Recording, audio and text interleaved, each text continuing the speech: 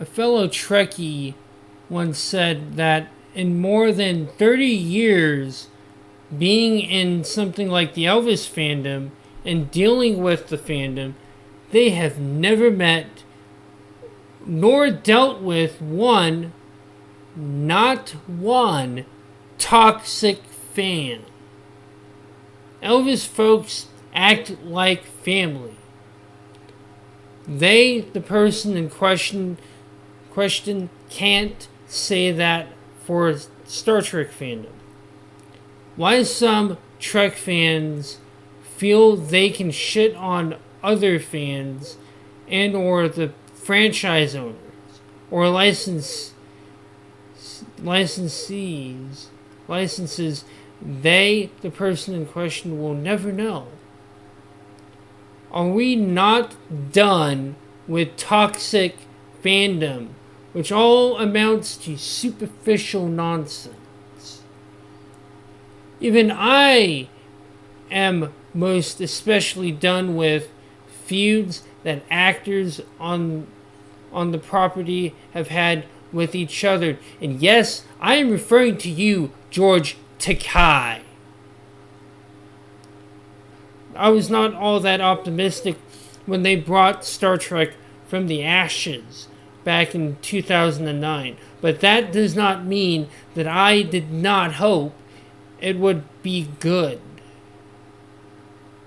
I hoped that it would actually be the return to the continuation of Star Trek, of like the journey of Jean-Luc Picard, and seeing what the next generation would be. I mean, whether Discovery is or Picard is what I hoped they would be is going to be a question that I'll have to answer on my own when I start watching those. You know, unfortunately, I jumped on the hate bandwagon years after the 2009 film came out. I was a toxic fan. People get all caught up in the superficial nonsense. Fandom politics is just moralistic grandstanding that you hear from the Pastor John Hagees of fandoms. These types like Alec Peters are hate merchants. Do not allow things and people to pull you out of equilibrium. Best thing I ever did was removing attachments from these quacks.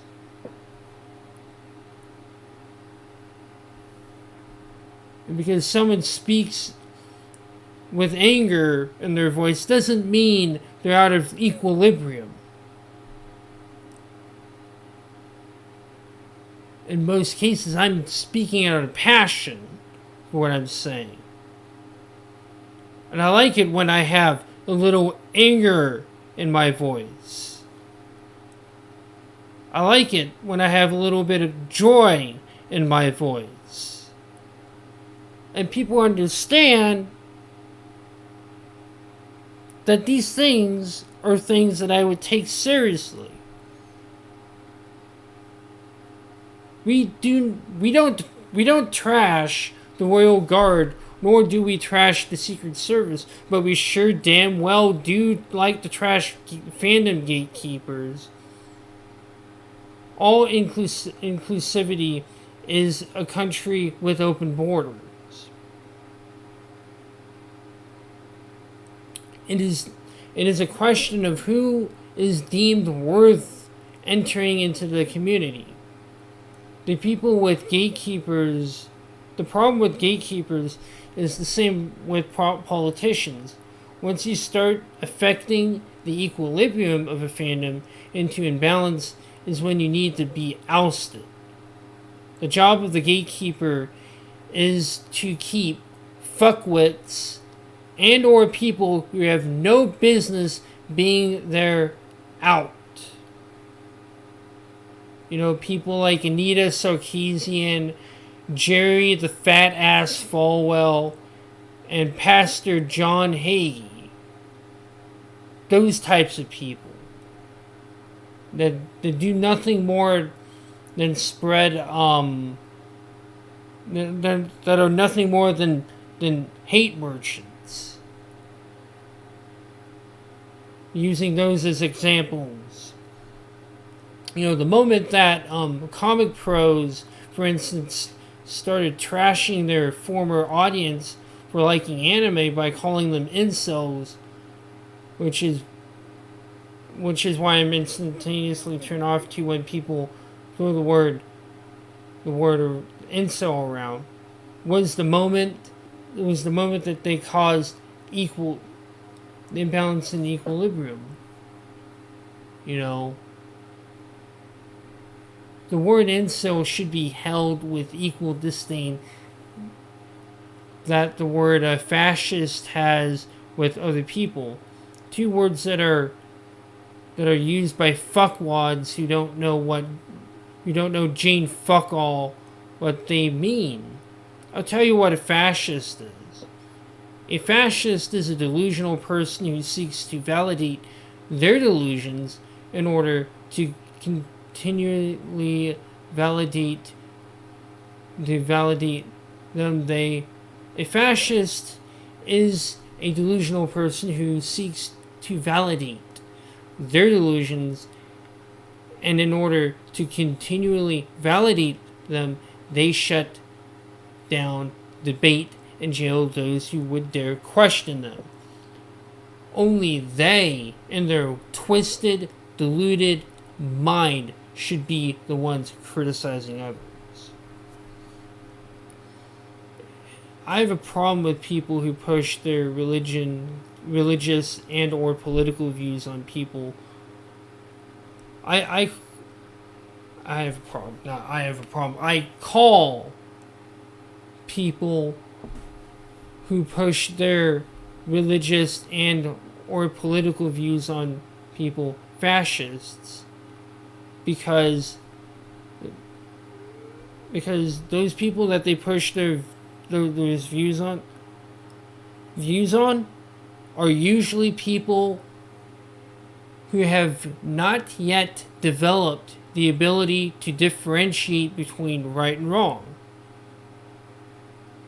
Often it is the fascist who calls everyone else evil but not themselves. A fascist is the most hypocritical person you will ever find, because they don't give a fuck about wisdom. A person who is neurodivergent, depending upon the circumstance, could be considered an incel, because after all, incel means involuntarily celibate.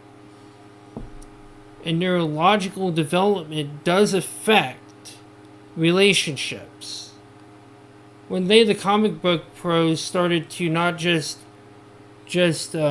pay attention to those who were not their audience, but also but belittle their audience, is when their former audience, is when they started to cause imbalance.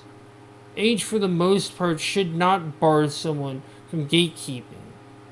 What should bar you from gatekeeping is not just what you say, but also why you said it and how you acted, as well as reacted to what others have said and done, and not necessarily how you act, because it depends upon how one acts.